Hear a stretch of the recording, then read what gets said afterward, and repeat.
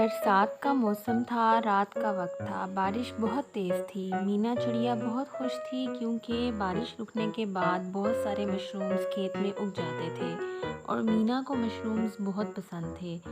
مینا چڑیا ساری رات اس خوشی سے نہ سو سکی کہ وہ صبح کھیت سے اپنے لیے مشرومز توڑ کر لائے گی۔ یہاں تک کہ صبح ہو گئی۔ وہ جلدی سے اڑتے اڑتے کھیت پہنچی، لیکن اس نے دیکھا کہ اس کی بہت ساری سہیلیاں کھیت میں بہت سارے مشرومز اپنے لیے توڑ چکی تھی۔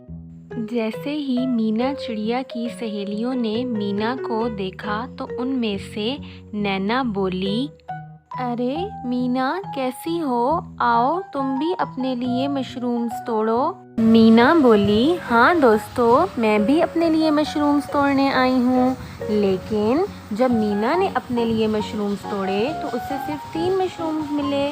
مینا نے اپنی دوستوں سے کہا، نینا، مینا اور جیا، یہ مشرومز بھی تم رکھ لو، اس سے تو میری سبزی نہیں بنے گی، تم سب آپس میں ایک ایک بانٹ لینا۔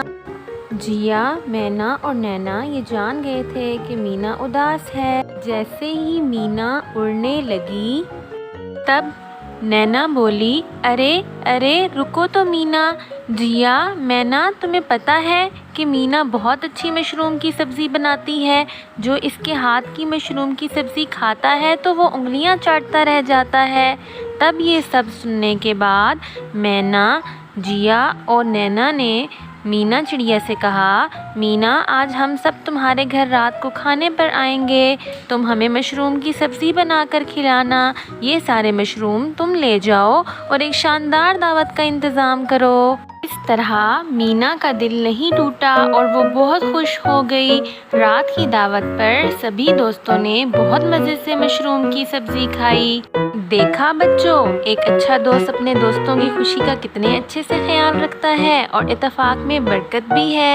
اس طرح کی مزید اچھی اور سبق آموز کہانیاں دیکھنے کے لیے چینل کو سبسکرائب کریں اور بیل آئیکن کو بھی پریس کریں تاکہ اس طرح کی کہانیاں آپ تک پہنچتی رہیں۔